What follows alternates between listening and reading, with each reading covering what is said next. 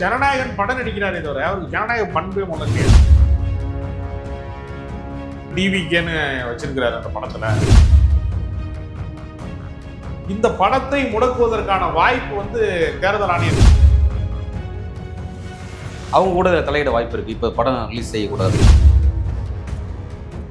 அதனால ஜனநாயகன் வரலைன்னா ரசிகர்கள் எவ்வளவு பேர் எங்களுக்கு கூட்டணிக்கு விரும்புறாங்க தெரியுமா?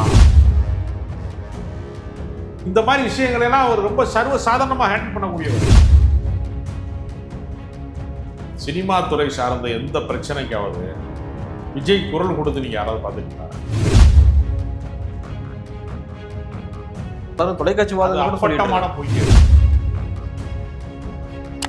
சிபிஐ வழக்குக்கு போனா சேஃப்டியா இருக்கலாம்னு நினைச்சிட்டு அங்கே ஒரு சிக்கலை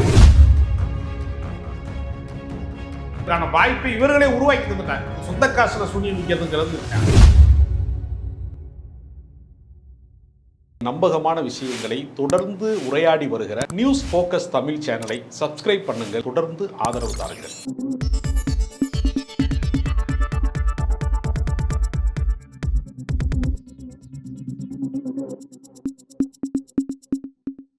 சார் வணக்கம். வணக்கம்.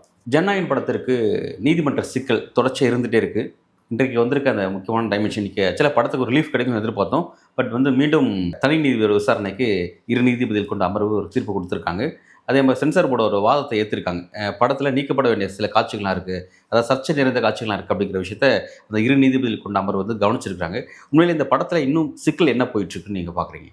ஒளிப்பதிவு திருத்த சட்டம் என்ற ஒரு சட்டத்தை ஒன்றிய அரசாங்கம் கொண்டு வந்த போதே சென்சார் போர்டுக்கான அதிகாரம் என்பதை முற்றிலுமாக ஏறத்தாழ குறைத்து விட்டார். இன்னைக்கு அது சென்சார் போர்டு தலையிடுவது அப்படிங்கிறதுல நமக்கு ஏதாவது ஆட்சேபனை இருக்கிறது, மாற்று கருத்து இருக்கிறது என்று சொன்னால் தீர்ப்பாயத்திலே போய் அதை சரி செய்து கொள்ள முடியும் என்று கடந்த காலங்களிலே ஒரு நடைமுறை இருந்தது. அந்த தீர்ப்பாயத்தை பிஜேபி அரசு, மத்திய அரசாங்கம் கலைத்து விட்டது. இப்போ தீர்ப்பாயம் இல்லாததுனால தான் இவங்க என்ன செய்கிறாங்கன்னா, இந்த மறு ஆய்வுக்கு போவதுன்னு ஒன்று இருக்குல்ல, அதில் பொறுமை காக்காமல் கோர்ட்டுக்கு போனதுனால, அதிக பிரசங்கித்தனமான ஒரு செயல்பாட்டுக்குள்ளே போனதுனால மறுபடியும் கோர்ட்டு வாய்தா போட்டுட்டு. இப்போ கோர்ட்டில் நமக்கு தெரியும் எத்தனையோ வழக்குகள் தேங்கி போய் நிலுவையில் இருக்கிற வழக்குகள், நிறையா வழக்கு பெண்டிங்கில் இருக்கும். அதில் உங்களுக்கு கிரிமினல் வழக்குகள், சிவில் சார்ந்த வழக்குகள் என்று பல வழக்குகள் இருக்கும். அந்த வழக்குகளினுடைய அந்த நெருக்கடியில், நேர நெருக்கடியில் ஒரு 3 மணி நேரம் ஒரு திரைப்படத்தை பார்த்து அதற்காக நேரம் ஒதுக்குவது அப்படிங்கிறப்ப அவங்கள பொறுத்தவரையில் 3 மணி நேரங்கிறது அந்த முன்னேற்பாட்டையெல்லாம் சேர்த்தா ஒரு வேலை நாளினுடைய அரை நாளே அது காலி செய்யும். அதனால அவங்க உடனடியாக பார்த்து தீர்ப்பு சொல்ல வேண்டும் என்கிற கட்டாயம் அவர்களுக்கு இல்லை. எப்படி ஆளுநருக்கு மசோதாவுக்கு கால வரையறை இல்லையோ அது மாதிரி அவங்களுக்கு கால வரையறை கிடையாது. இப்போ இவங்க என்ன செஞ்சாங்கன்னா, தங்களே சொந்த காசுல சூனிய வச்சது மாதிரி தேவையில்லாமல் நீதிமன்றத்துக்கு போயிருக்க கூடாது.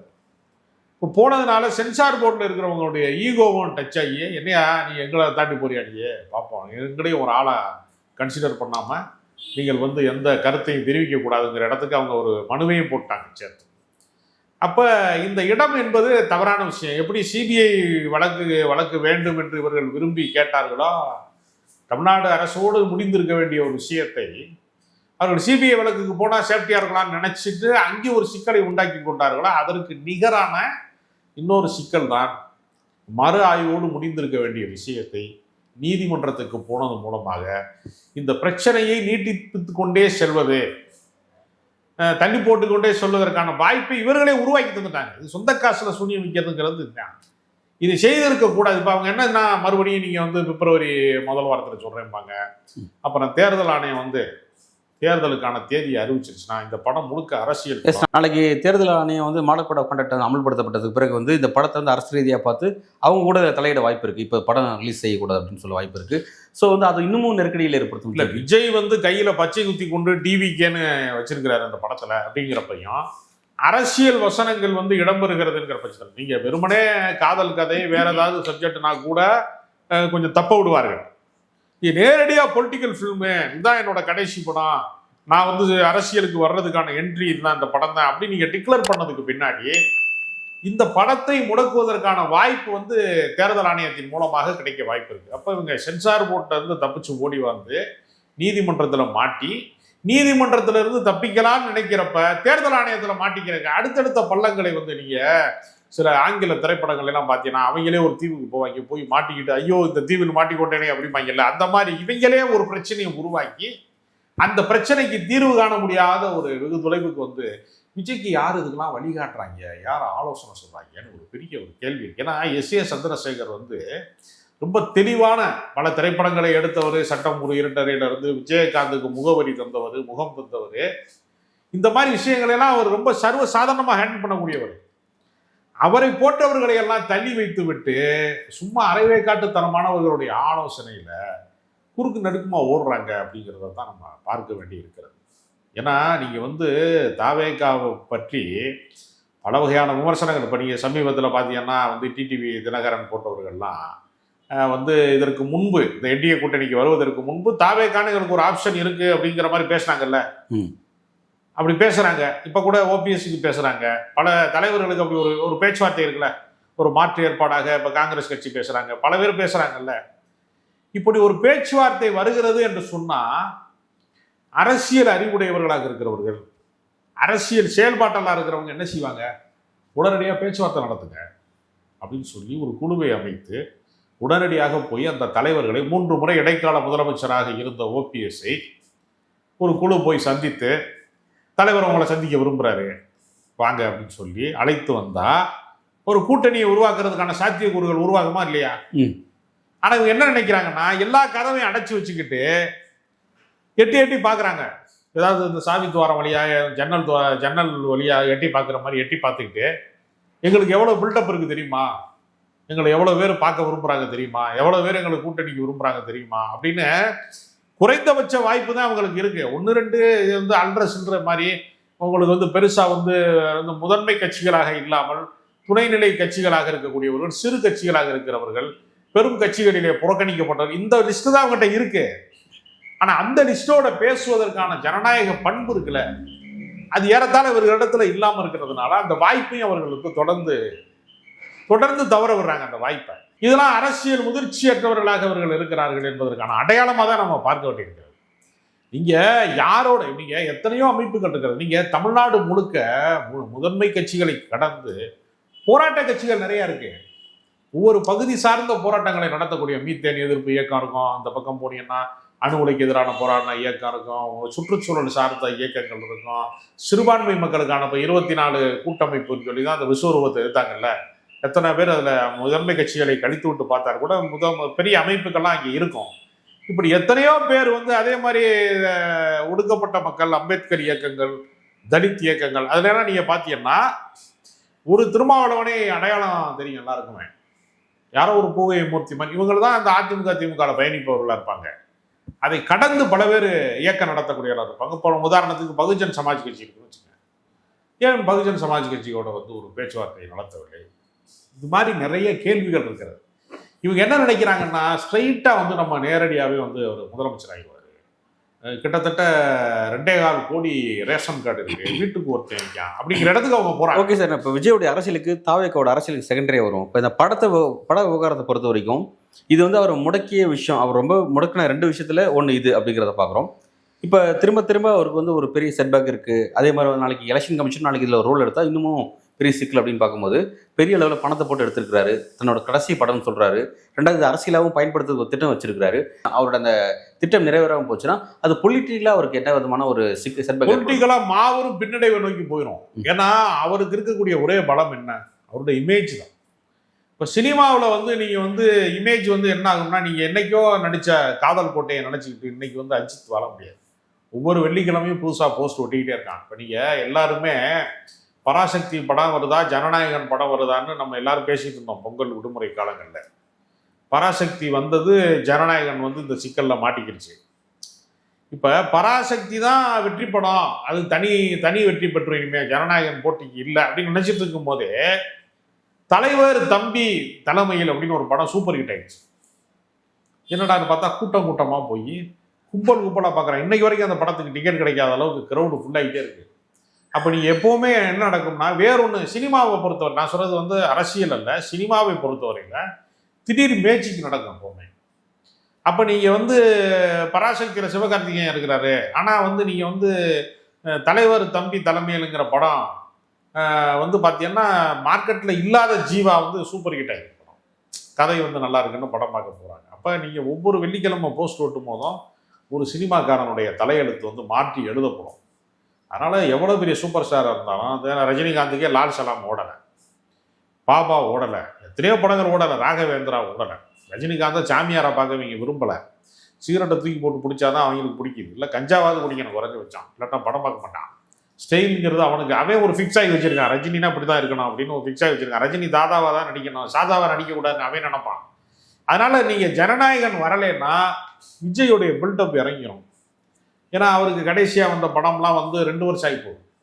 ஏறத்தாழ வந்து அவர் சினிமாவில் வந்து கொஞ்சம் கொஞ்சமாக மறக்கடிக்கப்படுறோம். நீங்கள் விஜயகாந்த் ஒரு பெரிய ஹீரோ, சின்ன கவுண்டர் மாதிரி படங்கள், எத்தனையோ படங்கள்லாம் ஒரு சூப்பர் டூப்பர் ஹிட் அடிச்சிட்டு இருந்தார், வைதையை காத்திருந்தார்லேருந்து பல படங்கள்.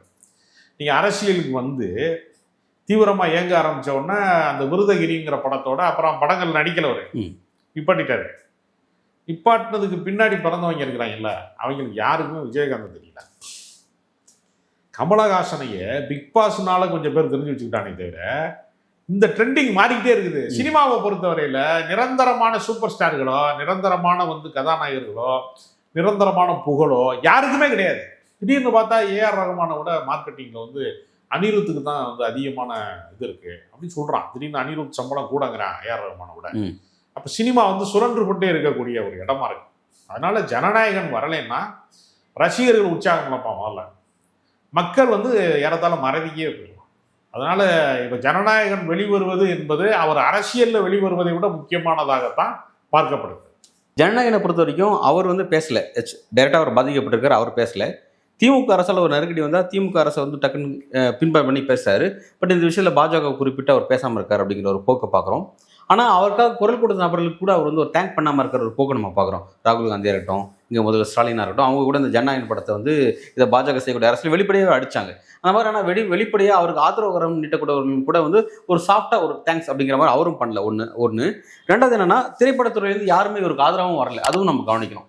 இந்த மாதிரியான ஒரு விஷயத்தில் வந்து மற்ற நபர்களும் யாரும் வராமல் இருக்கிறதோட ஒரு விஷயத்தை பார்க்க வேண்டியது இருக்குது. டோட்டலாக எப்படி இந்த விஷயத்தை நம்ம புரிஞ்சுக்கலாம் எல்லாத்தையும் வச்சுக்கிட்டு? இல்லை, இது எப்படின்னா உங்களுக்கு சினிமா துறை சார்ந்த எந்த பிரச்சனைக்காவது விஜய் குரல் கொடுத்து நீங்கள் யாராவது பார்த்துருக்கீங்களா? நடிகர் சங்க கட்டடம் கட்டணும்னு ஒரு கோரிக்கை வைக்கலான்னு வச்சுங்க, உடனே நான் வந்து முன் வர்றேன், உடனடியாக அதுக்கு உதவி செய்கிறேன் அப்படின்னா. இப்போ நீங்கள் ஏஆர் ரஹ்மானுடைய ஸ்டூடியோவில் வந்து ஒரு படப்பிடிப்பு நடக்கிற போது ஒரு லைட்மேன் உயரத்துலேருந்து தவை விழுந்து செத்து போயிட்டாங்க. உடனே ஏஆர் ரஹ்மான் வந்து 3 நாள் வந்து எனக்கு மன உளைச்சலாக இருந்துச்சு, தூக்கம் இல்லை எனக்கு. அப்போ நான் கேட்டேன், இன்சூரன்ஸ் இருக்கான்னு கேட்டேன். அந்த லைட்மேனுக்கு இன்சூரன்ஸ் வந்து இல்லை, பெரும்பகுதி அவங்க உயிருக்கு பாதுகாப்பு இல்லாத வாழ்க்கையை தான் வாழ்கிறாங்க அப்படின்னு தெரிஞ்ச உடனடியாக ஒரு இசை கச்சேரியை வந்து பெரிய அளவில் ஏற்பாடு செய்து அதில் வரக்கூடிய கோடிக்கணக்கான வசூலையும் ஒளிப்பதிவு சார்ந்த தொழில்களில் லைட்மேன்களாக இருக்கக்கூடிய கடைநிலை ஊழியர்களுக்கான இதில் வந்து ட்ரஸ்ட்டில் பெப்சி தொழிலாளருக்கான அந்த அமைப்பில் ஒரு ஃபார்மை வந்து ஒன்றை உருவாக்கி நான் ஃபுல் அமௌண்ட் அவங்களுக்கு கொடுத்துட்றேன், அதில் வரக்கூடிய பணத்தில் இருந்து பாதிக்கப்படக்கூடியவர்கள் யாராவது இந்த மாதிரி காப்பீடு இல்லாமல் இருக்கிறவங்க, கஷ்டப்படுறவங்க, அவர்கள் குடும்பத்திற்கான உதவியாக இதை மாற்றி கொடுங்கள் அப்படின்னு ஏஆர் ரஹ்மான் சொல்கிறார். இப்போ ஏஆர் ரஹ்மானுக்கும் லைட்மேன்களுக்கு நேரடி சம்மந்தம் இருக்கா? அவருடைய இசைக்கலைஞர்கள் சார்ந்த பிரச்சனையும் கிடையாது. அவர் இசைக்கலைஞர்களுக்குன்ற தனியாக சங்கம் இருக்குது, அந்த சங்கத்துக்கு அவர் செய்கிறது கூட அவருக்கு வாழ்நாளில் வந்து அவர் இசைக்கலைஞராக இருக்கிறனால நன்றி கூறப்படும். லைட்மேனுக்கும் இவருக்கு சம்மந்தமே கிடையாது. ஆனால் சினிமா துறையில் நம்ம கண்ணு முன்னாடி நடந்த மரணத்திற்கு நிதி கிடைக்கல, அந்த குடும்பம் வந்து பொருளாதார ரீதியாக தள்ளாடுது அப்படின்னோன்னா அவர் முன்வர்றாருல டக்குன்னு. இது மாதிரி வந்து விஜய் வந்து ஏதாவது ஒரு விஷயத்துக்கு முன் வந்தார் என்று விஜய் ரசிகர் மன்றத்துக்காரங்க யாராவது சொல்ல முடியுமா? ஒரு ஆதாரத்தை காட்ட பலர் பேசுறாங்க. அதாவது என்னன்னா, இப்போ விஜய் வந்து கல்விக்காக மாணவர்களுக்கு உதவி செய்ய ஆரம்பிச்சாரு. அது வந்து லாஸ்ட் ஒரு 3 இயர்ஸாக செய்யறாருன்னு சொல்லி நம்ம எல்லாரும் தெரிஞ்ச விஷயம் தான். அப்படி சொல்லும்போது அப்படிலாம் கிடையாது, சில பல ஆண்டுகள் முன்பே ரொம்ப நாளாக செஞ்சுட்டு இருக்காரு, வெளியே தெரியாமல் செஞ்சுட்டு இருந்தார் அப்படின்னு சொல்லி தாவக நிர்வாகிகள் பலரும் தொலைக்காட்சி வாதம் பொய்யது. ஏன்னு சொல்றேங்கிறங்க, கோடம்பாக்கம்னு ஒரு படம் வந்துச்சு, புதிய கீதைன்னு ஒரு படம், ஜெகன் ஒருத்தர் டைரக்டர், அவர் வந்து சேரனுடைய இணை இயக்குனராக இருந்து சேரன் அவர்கள் வந்து புகழின் உச்சியில் இருந்தபோது அவருடைய பரிந்துரையில் வந்து விஜய்க்கு கதை சொல்றதுக்கு அவர் அனுப்பப்பட்டு ஒரு புதிய கீதைன்னு ஒரு படம் எடுத்தார். அந்த படம் வெற்றி படம் அல்ல, இருந்தாலும் அந்த படத்தில் வந்து விஜயை வைத்து ஒரு படம் இயக்கியிருக்கிற இயக்குனர் அவர் அந்த ப்ரொடக்ஷன் கம்பெனியில் வந்து ஏதோ ஒரு பில்லு கட்டாமல் விட்டாங்க. அது வந்து நெருக்கடியான சூழலில் இருக்கிறது. அப்படிங்கிறப்ப யதார்த்தமாக வந்து ஹீரோக்கள் வந்து இந்த டேட்டு சம்மந்தமாலாம் இங்கே டைரக்டருக்கு ஃபோன் பண்ணும்போது ஆஃபீஸில் ஏதோ கரண்ட் பில்லு கட்டாமல் விட்டாங்க அப்படின்னு சொல்லி ஒரு ஃபோனில் சொல்கிறாரு. அதனால் இங்கே தான் இருக்கேன் நான் அப்படின்னு சொல்லும்போது அந்த பிரச்சனை கொடுத்து காது கொடுத்து கேட்காதவரை போல நடந்து கொண்டு அவர் வேலையை மட்டும் பார்த்துட்டு ஃபோனை கட் பண்ணிட்டாரு அப்படின்னு அந்த டைரக்டரே என்கிட்ட சொன்னார். விஜய் யாருக்காகவும் எந்த மனிதாபிமான உதவியும் செய்யக்கூடியவர் அல்ல அப்படிங்கிறது தான். யாரோடையும் பேச மாட்டார். ரொம்ப முக்கியமான விஷயம். இப்போ நீங்கள் என்கிட்ட பேசினா தானே நீங்கள் வந்து உங்களுக்கு என்ன பிரச்சனை இருக்குன்னு என்கிட்ட சொல்ல முடியும். அவர் யார்கிட்டையுமே முகம் கொடுத்து பேச மாட்டார். ஷூட்டிங் ஸ்பாட்டில் யாரோடையுமே, அதாவது மனுஷவாட ஆகாது, ஆலண்டா பிசாசன்லாம் சொல்லுவாங்க சில பேர். யாரோடையும் கூடி வாழ்ந்து தனியாக சாப்பிட்றது, யாரோடையும் இணங்கி பழகிறது கிடையாது அப்படிங்கிற மாதிரி சில கேரக்டர் இருப்பாங்கல்ல, அந்த மாதிரி தான் வருது. அதனால் அவருக்கு ஜனநாயகன் படம் நடிக்கிறாரே தவிர அவருக்கு ஜனநாயக பண்பே முதல்ல கிடையாது. இப்போ பிறரோட கலந்து பழகிற தன்மை கூட அவருக்கு பெரிய அளவில் கிடையாது. அதனால் நீங்கள் வந்து அவர் முதலமைச்சர் ஆகணும், நம்ம அரசியல் கட்சி ஆரம்பிக்கணும் தெரிஞ்ச பின்னாடி தான், அந்த முடிவெடுத்த பின்னாடி தான் மாணவர்களுக்கு மாணவிகளுக்கு பரிசளிக்கிறார். அதற்கு முன்பு அவர் எந்த உதவியும் செய்தவர் கிடையாது. அந்த பண்பு ஒரு இடத்துல இருந்திருந்தால், எம்ஜிஆர் போல விஜயகாந்த் போல உடை உள்ளம் அவருக்கு இருந்திருந்தால் அவர் உண்மையிலே வெற்றி பெறுவார். ஏன்னா அரசியலில் வந்து புதிதாக ஒருத்தர் புறப்பட்டு வர்றார் என்று வருகிற போது அதை நான் வரவேற்கிறதுக்கு தடையாக இருக்கு. அவருடைய கேரக்டர் சிக்கல் வந்து தடையா இருக்குங்கிறாலும் சொல்ல வேண்டியது. ஓகே, இல்லை அதனாலதான் வந்து அவருக்காக குரல் கொடுக்குறவங்க கூட அவர் தேங்க் பண்ண மாட்டேங்கிறாரு. ஆமா, அவர் யாருக்காக பேசணும் இல்லை. உங்க வீட்டு கல்யாணத்திற்கு என்னை கூப்பிட்ட வந்து நீங்க மொய் வச்சாதானே நான் திருப்பி வந்து எங்க வீட்டு கல்யாணம் இந்த பரிமாற்றம் அப்பதானே நிகழும். யார் வீட்டுக்கு நான் போக மாட்டேங்க, யார் வீட்டுக்கு கை நினைக்க மாட்டேங்க, யார்கிட்டையும் பேச மாட்டேங்க அப்படின்னு சொன்னா நீங்க யாருமே வரமாட்டாங்க. ஆனால் அவருக்கு அந்த மாதிரி பழக்கமே கிடையாது. ரைட் சார், விஜய் தன்னுடைய இந்த ஜனநாயகன் படத்துடைய இந்த சிக்கலை எப்படி ஒத்துக்கொள்ள போறார் ஒரு நாட்கள் அப்படிங்கிறத பொறுத்து பார்க்கலாம். நன்றி.